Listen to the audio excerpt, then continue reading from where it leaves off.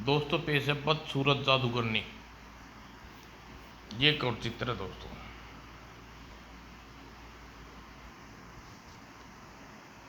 दोस्तों पेश है करनी का फल।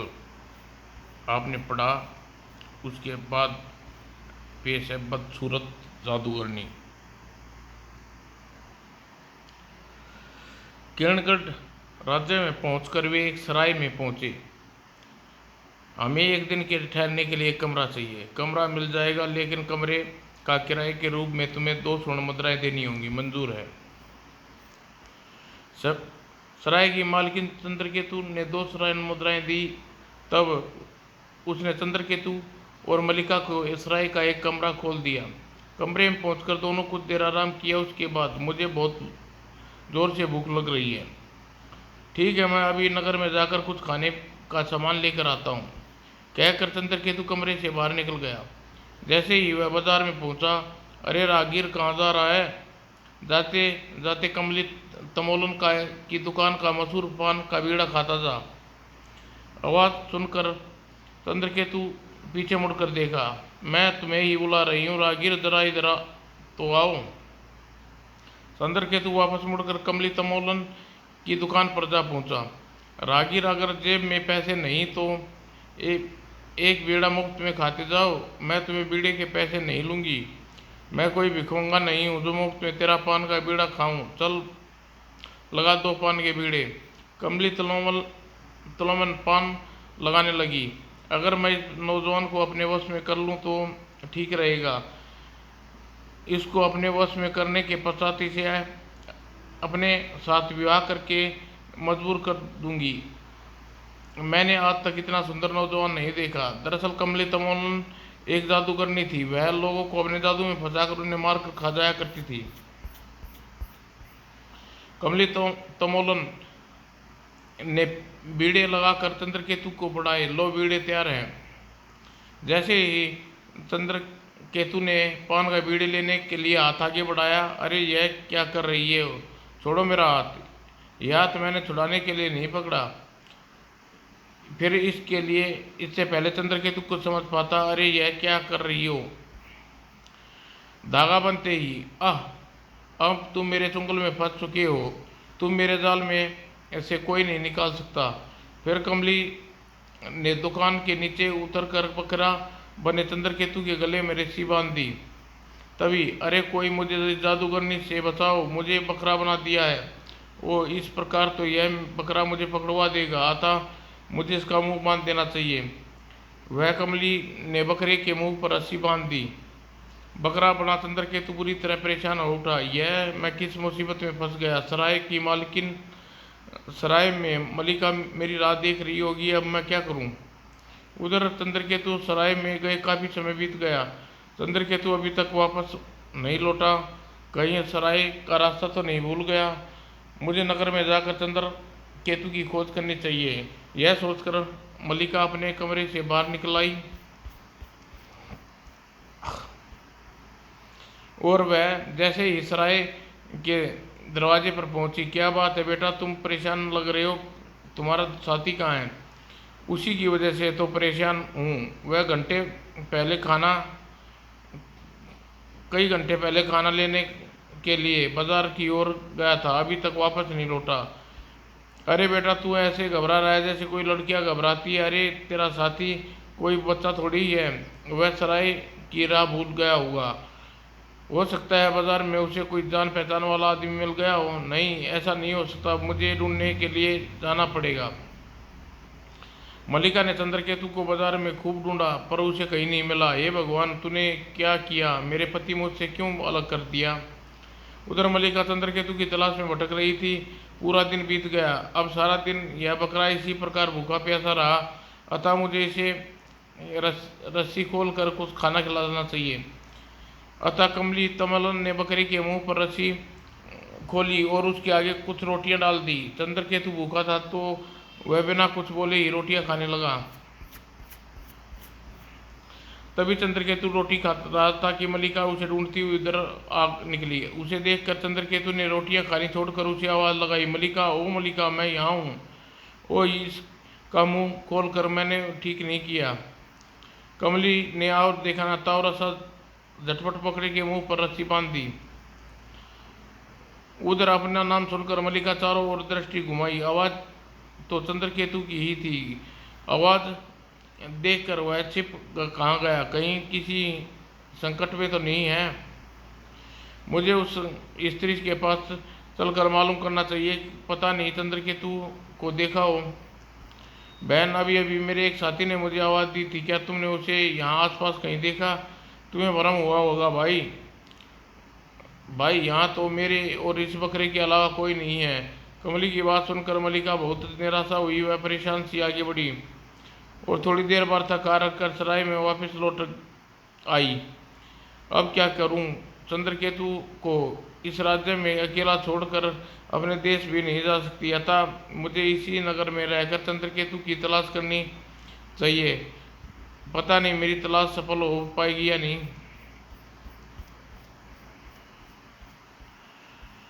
वो अगले दिन मल्लिका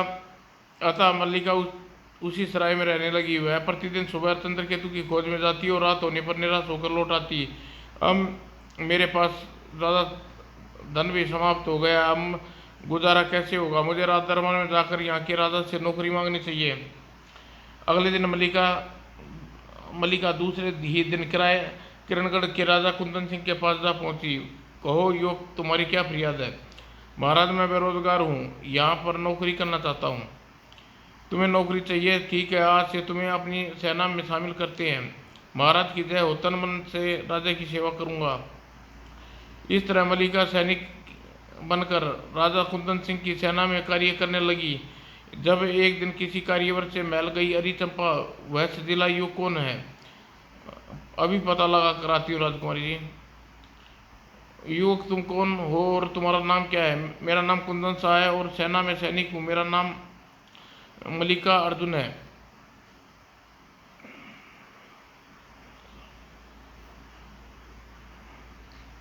मल्लिका का परिचय जानकर चंपा वापस राजकुमारी अलका के पास पहुंची और मल्लिका के बारे में बताया। क्या बात है राजकुमारी जी, आपने जब से मल्लिका अर्जुन जुन को देखा है आप खोई खोई सी रहने लगी, उससे प्रेम तो नहीं हो गया? हट पगली, क्या बकरी है? चंपा को दुत्कार कर राजकुमारी अलका कक्ष में लौट आई। मुझे क्या हो गया है? मल्लिका अर्जुन को बारे में क्यों सोचती चली जा रही हूँ? कहीं सचमुच ही मल्लिका अर्जुन से के मोह तो नहीं हो गया है?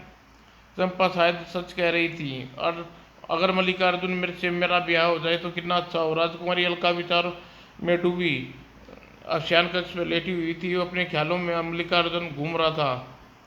तभी महारानी शारदा ने प्रवेश किया। बेटी अलका, किन ख्यालों में गुम हो? राजकुमारी अलका तो महारानी शारदा की कई बार पुकारा लेकिन कोई जवाब नहीं दिया। न जाने राजकुमारी यह क्या हो गया है, मेरे पुकारने पर भी कोई प्रभाव नहीं हुआ। मुझे जल्दी राजवैद्य को बुलाना चाहिए। महारानी शारदा परेशान सी कक्ष से बाहर आई। उसकी दृष्टि दासी चंपा पड़ी। चंपा न जाने राजकुमारी को क्या हो गया है। वह गुमसुम सी सैया पर लेटी हुई है, एक दशा में देखी जा रही है।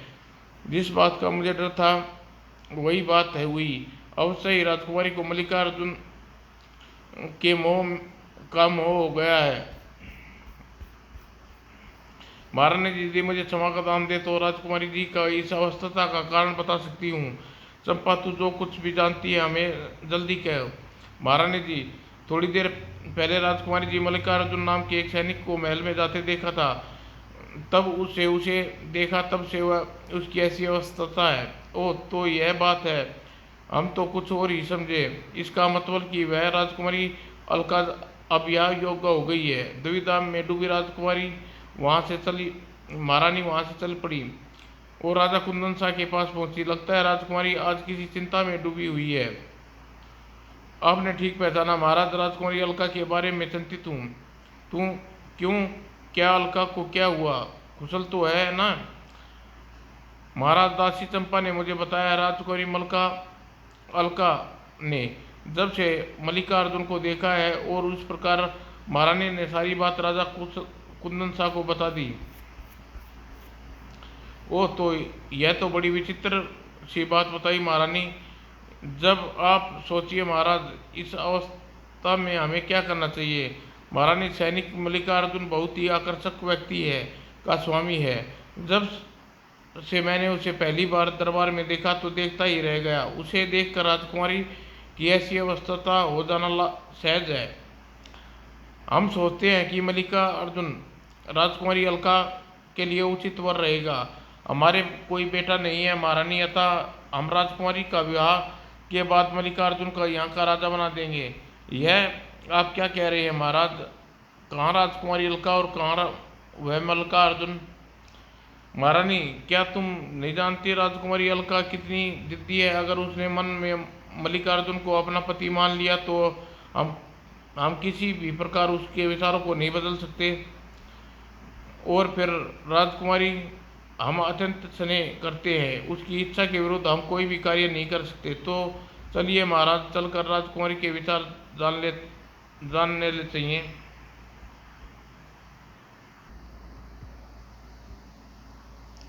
अतः वे दोनों उसी से राजकुमारी अलका के कक्ष में जा पहुंचे। बेटी, आज हम दोनों तुमसे एक अत्यंत नाजुक विषय में वार्तालाप करने आए हैं, आज्ञा कीजिए। पिताजी महाराज। बेटी, अब तुम विवाह योग्य हो गई हो। हमारी सेना में मल्लिकार्जुन नाम का एक सैनिक है, हम तुम्हारा विवाह उससे करना चाहते हैं। हम मल्लिकार्जुन के बारे में तुम्हारी राय जानने आए हैं बेटी। ओह, इन्हें मल्लिकार्जुन के बारे में कैसे पता चला? मेरे मन की बात इन्हें कैसे जान ली? उनकी सोच में डूबा देख। बोलो बेटी, किस सोच में पड़ गई? पिताजी महाराज, आप दोनों मेरे बारे में जो भी निर्णय लेंगे मैं जानती हूँ वह मेरे हित में होगा। इतना कहकर राजकुमारी शर्मा कर वहाँ से भाग गई।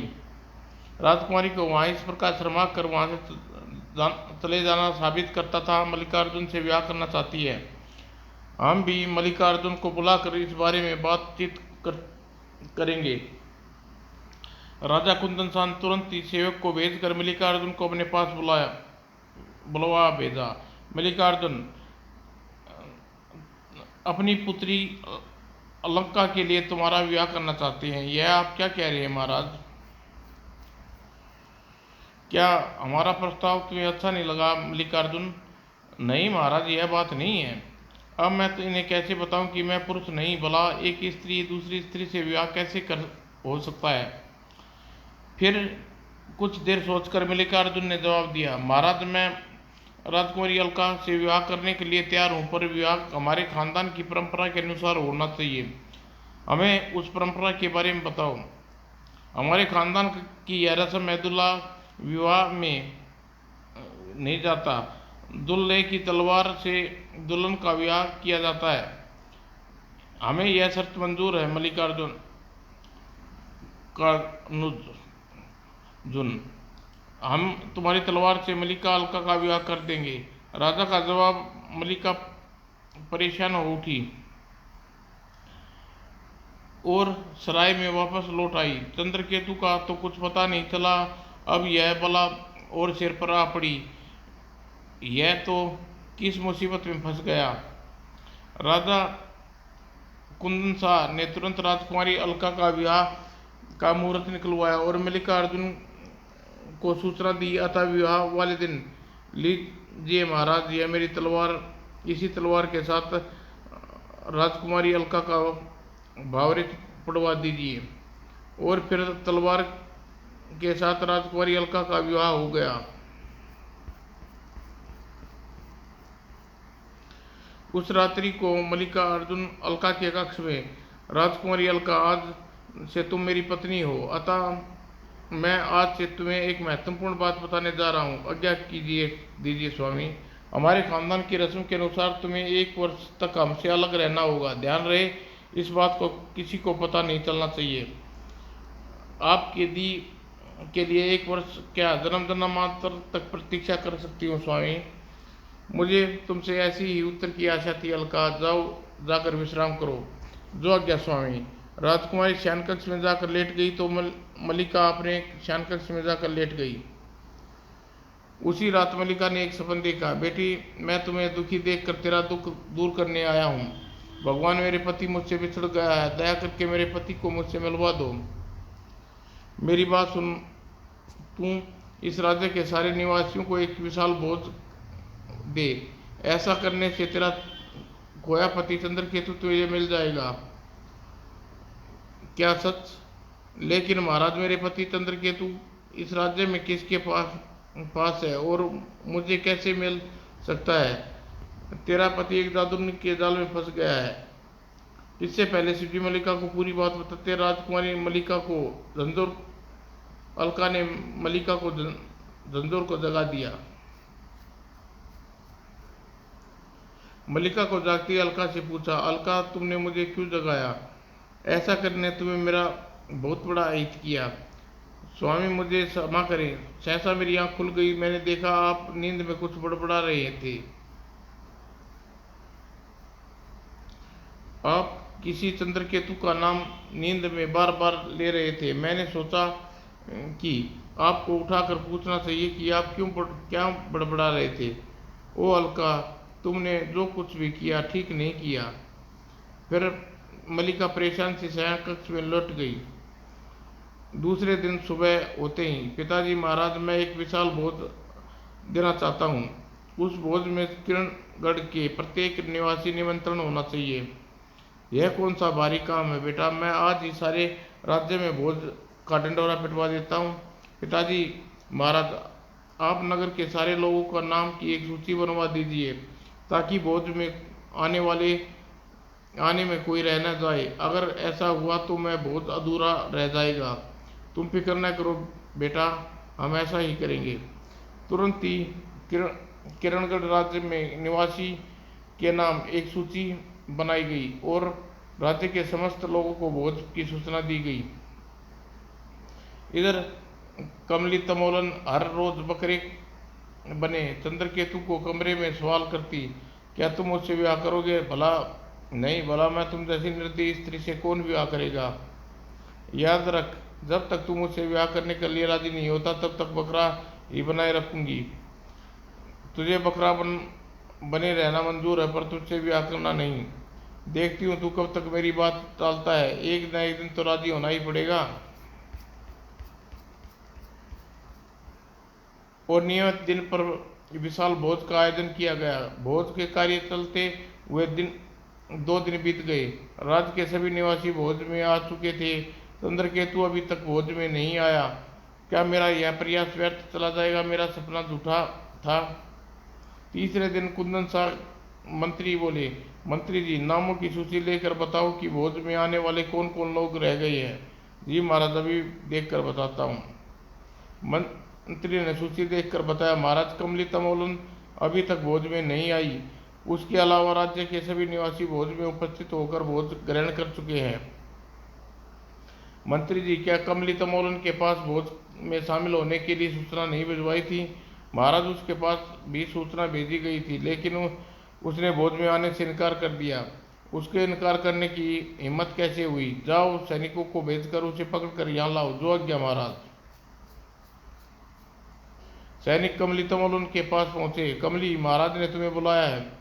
मैंने पहले ही मना कर दिया था कि मैं भोज में नहीं जाऊंगी, फिर भी तुम लोग दोबारा मुझे बुलाने आए हो।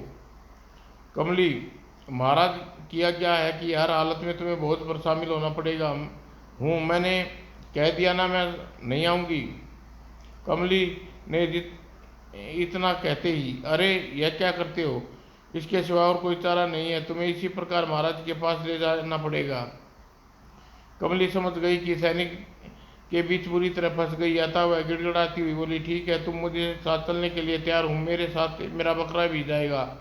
कोई बात नहीं, तुम उसे भी साथ ले जा सकती हो। कमली ने बकरे को रस्सी खोली और सैनिकों के साथ चल दी। इन्हें तो मुझे कुछ करने का मौका ही नहीं दिया, वरना एक एक के गले में धागा बांध कर बकरा बना देती।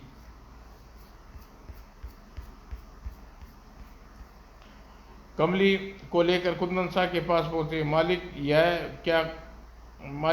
मलिका, यह यहाँ क्या कर रही है? इसे तो राष्ट्रीय वस्त्र क्यों पहन रखे हैं?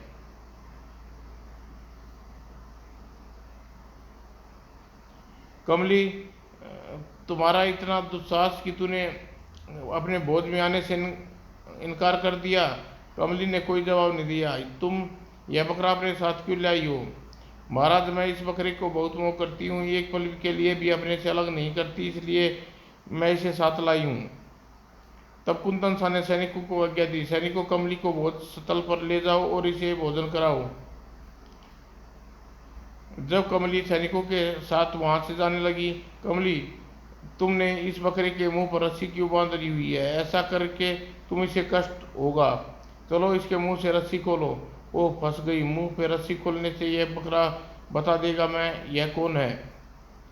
कुंदन शाह की आज्ञा का पाकर मजबूरीवश कमली ने आगे बढ़ी और बकरी के मुंह से रस्सी खोल दी। रस्सी खोलते ही, मलिका, मलिका, मैं हूँ चंद्रकेतु। चंद्रकेतु, तुम ये बकरे के रूप में? मलिका, इस सब बातों का उत्तर मैं बाद में दूंगा, पहले मेरे गले में बंधा जादुई धागा खोल दो। अब मेरी खैर नहीं। हैरत में डूबी हुई मलिका ने बकरे के गले में बंधा धागा खोल दिया। तभी, अरे, यह क्या जादू हुआ? बकरा युवक कैसे बन गया? ओह चंद्रकेतु, तुम ठीक हो ना? हाँ मलिका। चंद्रकेतु अब अपने असली रूप में आ गया। अब मेरी सारी कलई खुल जाएगी और मैं राजा मुझे मौत के घाट उतार देगा। कुंदन शाह ने कड़क कर कमली से पूछा, कमली, यह जादुई बकरा कौन है? तुमने इसे कहाँ से प्राप्त किया? महाराज, मुझे क्या पता, यह बकरा जादुई है। कमली को सफेद झूठ बोलते देख चंद्रकेतु चिल्लाया, महाराज, यह जादूगरनी झूठ बोल रही है। इसी ने जादू से मुझे बकरा बनाया और कैद में कर रखा था। क्या कमली जादूगरनी है? महाराज, यह मनुष्य के गले में धागा बांधकर उसे बकरा बनाकर जादू जादू जानती है। इसने मेरी आंखों के सामने कई बकरे बनाकर मनुष्य को मारकर उसका रक्त पिया। क्या तुम सच कह रहे हो युवक? हाँ महाराज, आप मेरी बात पर यकीन कीजिए। लेकिन इसने अब तक तुम्हें कैदी बनाकर अपने पास क्यों रखा था? तुम्हें मारकर इसने तुम्हारा रक्त क्यों नहीं पिया? महाराज, कमली मुझसे विवाह करना चाहती थी। इस इस वह इस आशा में थी कि एक न एक दिन इसकी कैद से तंग आकर इसके साथ विवाह करने के लिए तैयार हो जाऊंगा। ओह, यह जादूगरनी तुमसे विवाह करना चाहती थी?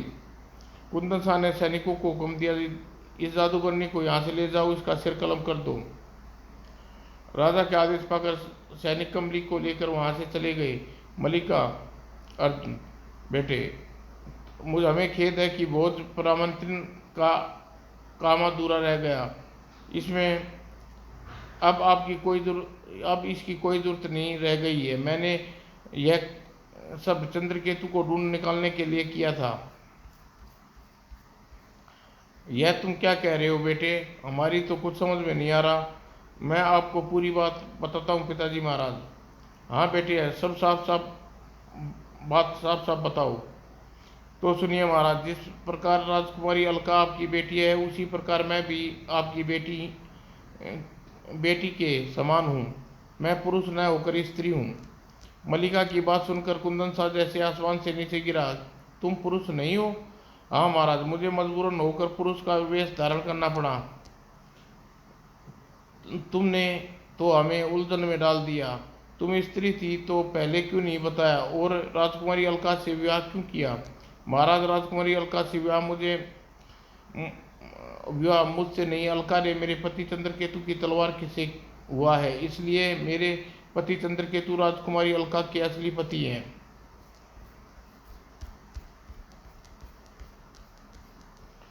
महाराज, यह सब मैंने मजबूरी में किया था, मुझे क्षमा कर दीजिए। तब मलिका ने अपनी और चंद्रकेतु की दुख भरी कहानी कुंदन शाह को कह सुनाई। सारी बात जानकर मलिका, बेटी, यह जो कुछ हुआ बड़ा विचित्र हुआ, अतः हमने तुम्हें क्षमा कर दिया। क्या सच महाराज? हाँ बेटी, यहाँ खड़े रहना व्यर्थ है। भोज का आयोजन पूरी हो चुका है। चलो हम महल में वापस चलते हैं। चलिए महाराज। तीनों राज महल में चल पड़े। जब राजकुमारी अलका सारी बात का पता चला तो वह मलिका से बोली, मलिका दीदी, ये शायद इसलिए आपने कहा था 1 वर्ष तक हम दोनों अलग अलग रहना पड़ेगा। हाँ हल्का, मैंने 1 वर्ष का समय इसलिए कहा था कि 1 वर्ष में चंद्रकेतु की खोज करती। अगर चंद्रकेतु न मिलता तो मैं मजबूरन होकर अंत में अपना राज बता देती। अब चंद्रकेतु ने राजा कुंदन शाह से आग्रह पर उसे बताया, महाराज मैं देवनगर का युवराज चंद्रकेतु हूँ। मेरे धूर्त चाचाओं ने मिलकर मेरे पिता की हत्या कर दिया था। मुझे लेकर मेरी माँ को राज्य से मुंह छिपाकर भागना पड़ा। ओह, यह तुम्हारे साथ बहुत बुरा हुआ बेटे। महाराज मैं अपने चाचाओं से अपना राज्य वापस लेना चाहता हूँ, पर बिना सेना यह कार्य असंभव है। चंद्रकेतु तुम फिक्र करने की कोई जरूरत नहीं है, मैं अपनी सारी सेना तुम्हारे साथ कर देता हूँ। तुम देवनगर में जाकर युद्ध करो और अपने चाचाओं को अपना राज्य वापस ले लो। महाराज मैं आपका यह उपकार नहीं भूलूंगा। हम तुम पर कोई उपकार नहीं कर रहे चंद्रकेतु, तुम हमारे दामाद हो, तुम्हारी सहायता करना हमारा फर्ज है। कुछ दिन तक चंद्रकेतु किरणगढ़ के राजमहल में रुका और फिर एक दिन कुंदन शाह ने उससे अनुरोध पर अपनी बेटी अलका और मलिका को साथ विदा किया। जाओ, भगवान तुम्हारी रक्षा करे, तुम युद्ध में विजयी हो। राजकुमार कुंदन साहब ने भारी सेना चंद्रकेतु के साथ कर दी। कई दिनों तक सफर करने के पश्चात चंद्रकेतु सेना के साथ पंचाल देश के समीप पहुंच गया। मलिका, हम यहीं पर डेरे का तंबू गड़वाना चाहते हैं, तुम्हारा क्या ख्याल है? क्या आप पिताजी महाराज से मिलने राजमहल नहीं जाएंगे? हम दूत भेजकर तुम्हारे पिता को यहाँ पर बुला लेते हैं। हमारा उनसे महल में जाना उचित नहीं होगा, वे अभी क्रोध में होंगे। यह आप ठीक कह रहे हैं स्वामी।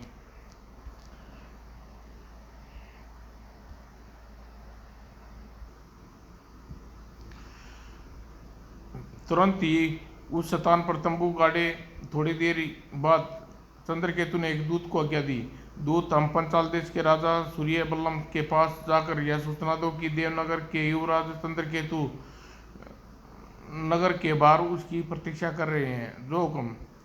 दूत वहां से चला गया। चंद्रकेतु दूसरा दूत अपनी माँ मलाविका के पास भेजा। दूत सीधा राजा सूर्यबल्लम के दरबार में पहुंचा। उसने चंद्रकेतु की सूचना दी सुनकर, युवराज चंद्रकेतु इस प्रकार नगर के बाहर क्यों रुके हुए हैं? क्या उन्हें दासी कनक का राज मालूम हो गया है? कहीं वह इसी क्रोध में तो नगर के बाहर नहीं रुके?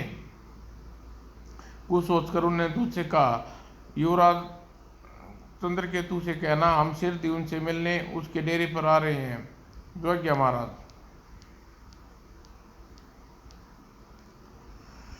सूर्यबल्लम ने सिर दी। चंद्रकेतु के खेमे में जा पहुंचे। तुम यहाँ कैसे? युवराज चंद्रकेतु कहाँ है? महाराज मैं ही युवराज चंद्रकेतु हूँ। क्या बक रहे हो? क्या तुम युवराज चंद्रकेतु को नहीं जानते? महाराज मैं ठीक कह रहा हूँ। आप जिस युवराज चंद्रकेतु को जानते हैं वह नकली है। उसका नाम कपिल सेन है।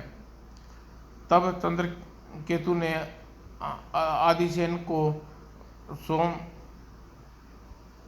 सोममिल सेन के षड्यंत्र की सारी घटना सूर्यबल्लम को बताई।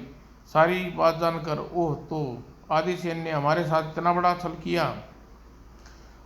सहसा सूर्यबल्लम को कुछ याद आया तो वह चंद्रकेतु से बोले, हमारी बेटी मलिका तुम्हारे साथ पंचाल देश छोड़कर गई थी, वह अब कहाँ है?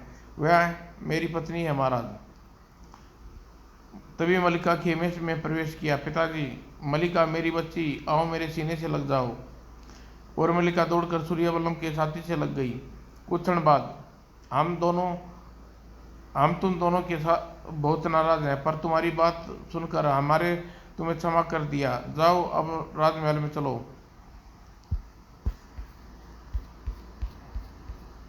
चंद्रकेतु ने अपने दूसरे विवाह के बारे में बताते हुए सूर्यबल्लम से कहा, महाराज पूरी सेना मेरे साथ है।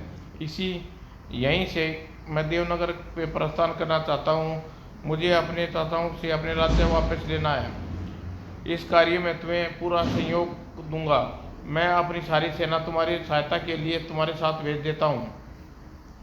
तभी दूत के साथ चंद्रकेतु की माँ मलाविका ने प्रवेश किया। चंद्रकेतु, मेरे बेटे तू आ गया? हाँ माँ। चंद्रकेतु दौड़कर मलाइका के चरण स्पर्श किए। माँ, अब तेरा बेटा आ गया है। अब पूरे दल बल के साथ देवनगर पर चढ़ाई करने जा रहा है और मुझे सफलता का आशीर्वाद दे मेरी माँ। मेरा आशीर्वाद हमेशा तेरे साथ है बेटे, तू अवश्य ही विजय होगा। अपनी माँ और दोनों पत्नियों को साथ लेकर चंद्रकेतु ने विशाल सेना सहित देवनगर की ओर कूच कर दिए। सूर्यबल्लम की और उसकी सेना भी चंद्रकेतु के साथ थी। देवनगर पहुंचने पर दूत, हमारा यह पत्र लेकर तुम देवनगर के राजा आदित्य सेन के पास जाओ। जो आज्ञा महाराज। दूत पत्र लेकर आदिसेन के दरबार में पहुंचा। पत्र आदिसेन को दे दिया। आदिसेन, बहुत दिन तुमने देवनगर पर अपनी अनाविकृत राज कर लिया। अब यह राज्य मुझे वापस लौटाना पड़ेगा। बिना युद्ध अगर तुम राज्य को लौटा दो तो ठीक रहेगा, वरना यहाँ खून की नदियाँ बहा दूंगा। स्वर्गीय राजा विराट सेन का पुत्र चंद्रसेन, तुम्हारा काल। चंद्रकेतु। पत्र पढ़ा। आदिसेन चौंका और चौंकते देख पास बैठा सौमित्र सेन उससे बोला, क्या बात है भैया, पत्र पढ़कर आप चौंक क्यों गए? किसका पत्र है? सौमित्र सेन, बात ही कुछ ऐसी है, तुम भी यह पढ़ लो। कहकर आदिसेन ने पत्र सौमित्र सेन को दे दिया। सौमित्र सेन ने पत्र पढ़ा और चौंक कर उठा। आपको संयत करते हुए बोला,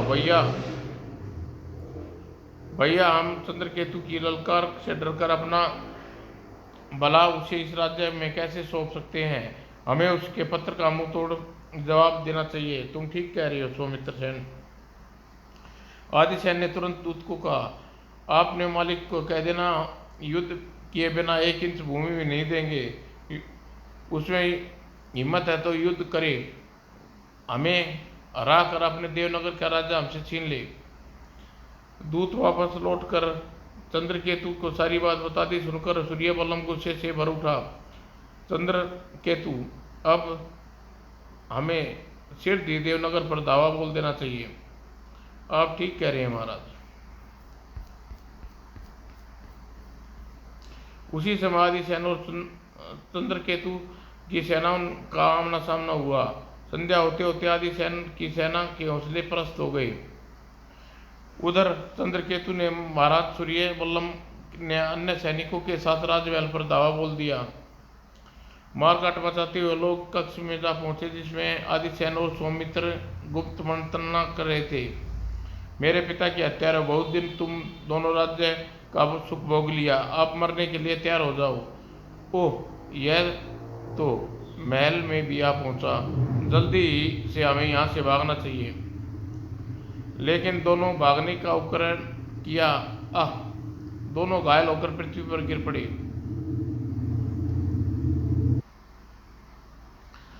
किसी तरह अपनी जान बचती न देख वे गिड़गिड़ा उठे, हमें छोड़ दो चंद्रकेतु, हम तुम्हें राज्य वापस लौटा देंगे, हमें छोड़ दो। नहीं, ऐसा नहीं होगा, आज तुम्हारा काल तुम्हारे सिर पर है। कहकर चंद्रकेतु ने बारी बारी दोनों की गर्दन तलवार का वार किया और उन्हें धड़ अलग कर दिया। इस घटना के 5 वर्ष तक युवराज चंद्रकेतु सफलतापूर्वक देवनगर पर राज किया। इस बीच मलिका और अलका ने एक एक पुत्र को उत्पन्न हुआ। एक दिन मलिका, आज हम जंगल में भ्रमण करने जाना चाहते हैं। अच्छा विचार है महाराज, मैं भी आपके साथ चलूंगी। चंद्रकेतु मलिका के साथ वन में जा पहुंचा और एक सरोवर के किनारे पहुंचकर रथ रोक दिया। मलिका, तुम यहीं रुको, हम सरोवर में मुंह धोकर आते हैं। जो आज्ञा महाराज। और कहकर चंद्रकेतु सरोवर की ओर चल दिया। सरोवर के किनारे पहुंचकर चंद्रकेतु ने सरोवर के पानी में छलांग लगा दी और अरे महाराज को क्या कर रहे हैं, केवल मुंह धोने गए थे। और जब काफी समय बीत गया तो चंद्रकेतु पानी से ऊपर नहीं आया। मलिका फूट फूट कर रोने लगी, हाय मेरा सुहाग, एक बार फिर उजड़ गया, अब मैं क्या करूं। संध्या होते होते मलिका वहीं बैठी रही, रोती रही। ओ महाराज का शव तैरता हुआ किनारे पर आ रहा है। कुछ देर बाद शव तैरता हुआ किनारे पर आ गया। मलिका ने किसी प्रकार शव का रथ पर रखा और भरे मन से देवनगर वापस लौट आई। चंद्रकेतु के शव को देखकर राजमाता मलिका व अलका विलाप कर उठी। हाय मेरे बेटे, तूने मेरी गोद सुनी क्यों कर दी? हाय स्वामी। इस तरह रात गिर आई। दुखी राजमाता मलिका से कहा, अब रात्रि हो गई है, इसलिए चंद्रकेतु का अंतिम संस्कार अब कल प्रातः ही होगा। आप ठीक कह रही है माँ। उधर कैलाश पर्वत पर स्वामी, आज न जाने मेरी बाईं आँख क्यों बार बार फटक रही है। क्यों क्यों महाराज? आज तुम्हारी आँख आज उचित फटक रही है पार्वती। शायद तुम्हें याद है, तुम्हारे कहने पर मैंने एक निसंतान राजा को संतान का वर दिया था। तब वासुकी पुत्र नागेश ने राजा का पुत्र बनाकर यहाँ जन्म लिया। आज वही चंद्रकेतु अपना शरीर त्याग कर नागलोक चला गया था। ओ यह बात है। पार्वती ने अपने नेत्र बंद कर लिए और कुछ जब उसने नाकी खोली, स्वामी, मैंने नेत्र बंद करके अभी अभी देवनगर का ध्यान किया तो वहाँ चंद्रकेतु की दोनों पत्नियाँ, उसकी माँ उसकी मृत्यु पर अत्यंत दुखी हैं। इससे हम क्या कर सकते हैं पार्वती? एक न एक दिन तो चंद्रकेतु को वापस नागलोक लौटना ही था। ऐसा ना कहिए नाथ, आप इसी समय देवनगर जाइए और चंद्रकेतु को पुनः जीवन दान देने के लिए कुछ कीजिए। मुझसे उन लोगों का दुख नहीं देखा जा रहा। अब मैं कुछ नहीं कर सकता पार्वती। शिवजी की यह बात सुनकर पार्वती उठकर बैठ गई और यह देखकर, तुम हट के आगे एक नहीं चलती है। अब तुम गुस्सा छोड़ो, मैं देवनगर जाकर चंद्रकेतु को पुनर्जीवित होने के बारे में कुछ उपाय करता हूँ। आप बड़े अच्छे हैं नाथ, जल्दी देवनगर जाइए। उस समय भोर होने वाली थी जब साधु का वेश धरे शिवजी देवनगर के राजमहल के द्वार पर पहुंचे। अलख निरंजन, अलख निरंजन, बच्चा राजमाता मलिका से कहो से मिलना चाहते हैं। महाराज, इस समय आपसे नहीं मिल सकती। कल ही उसके पुत्र चंद्रकेतु का निधन हो गया। हम चंद्रकेतु के बारे में ही मिलना चाहते हैं। जाओ उनसे जाकर को हमारे आने की सूचना दो। आप जिद कर रहे हैं तो उन्हें सूचना देकर आता हूँ, कहकर पहरेदार अंदर चला गया। कुछ समय बाद राजमाता मलिका साधु के सामने थी। राजमाता, महाराज, राजमाता, महाराज चंद्रकेतु के विषय में आपसे कुछ वार्तालाप करना चाहता हूँ। कैसा वार्तालाप महात्मन? जब साधु ने चंद्रकेतु के जन्म से लेकर मृत्यु तक की सारी कहानी राजमाता को बता दी। सारी बात बताने पर वे बोले, राजमाता, अब आपको एक माह तक सर्प यज्ञ करना होगा और सर्प को दूध पिलाना होगा। जब एक माह बाद सर्प के राजा वासुकी दूध पीने पाताल लोक से पृथ्वी पर आएंगे तो तुम्हें उन्हें चंद्रकेतु को पुण्य मांग सकती हो। मैं ऐसा ही करूंगी महात्मन। लेकिन एक बात का ध्यान रखना राजमाता, नागराज वासुकी दूध पीने आए तो तुम दूध में थोड़ा सा नमक मिला देना। नमक मिला दूध पीने के पश्चात नमक का हक अवश्य अदा करेंगे। ठीक है महात्मन। और मलिका को यह सब बताकर साधु राजमहल से चले गया। मलिका ने उसी समय चंद्रकेतु के शव को ऐसा लेप करवाया जिससे उसका शव एक माह तक खराब न हो सके, पर रखा रहने पर भी खराब न हो सके। और उसने सर्प यज्ञ प्रारंभ कर दिया और सर्पों को दूध पिलाना जाने लगा। पूरे एक माह तक यह कार्य चलता रहा। एक माह के अंतिम दिन आज महाराज वासुकी दूध पीने आएंगे तो उसके दूध में कथा अनुसार नमक मिला देना चाहिए। और राजमाता मलिका ने दूध के कटोरे में नमक मिला दिया। जब नागराज वासुकी दूध पी चुके, ओह, इस दूध में तो नमक मिला हुआ है, यह दूध मुझे नहीं पीना चाहिए था। तभी राजमाता मलिका उसके सामने हाथ जोड़कर खड़ी हो गई। राजमाता, तुमने नमक खिलाकर हमें अपना ऋणी कर लिया। मांगो, क्या मांगना चाहती हो? नागराज, मुझे चंद्रकेतु के प्राण वापस दे दीजिए। यह नहीं हो सकता राजमाता। शिवजी महाराज के कहने पर हम 2 बार अपने पुत्र नागेश को चंद्रकेतु के रूप में पृथ्वी पर भेज चुके हैं। वह चंद्रकेतु बनकर पृथ्वी पर नहीं आ सकता। सोच लीजिए नागराज, आपने हमारा नमक खाया है, क्या नमक का हक अदा नहीं करोगे? तुमने हमें बड़ी उलझन में डाल दिया है राजमाता। वचन पूरा नहीं करते तो अपनी आंत से गिरते हैं, वचन पूरा करते हैं तो पुत्र से बिछड़ते हैं। नागराज चंद्र केतु के बिना दुनिया, मेरी दुनिया अंधेरी है, उसकी मौत मेरी मौत है। कृपा करके माँ का दर्द समझिए। हार कर नागराज ने राजमाता मलिका से कहा, राजमाता नागेश हमारा इकलौता पुत्र है। अगर हम अपना वचन निभाने के लिए उसकी चंद्र केतु के रूप में पृथ्वी पर भेज देता हूँ तो पतालोक में उसकी पत्नी नागिना उसका वियोग कैसे सहन करेगी? आप नगीना को भी चंद्रकेतु के साथ पृथ्वी पर भेज दीजिए। मलिका और अलका के साथ वह भी उसे अपनी बहू बना लूंगी।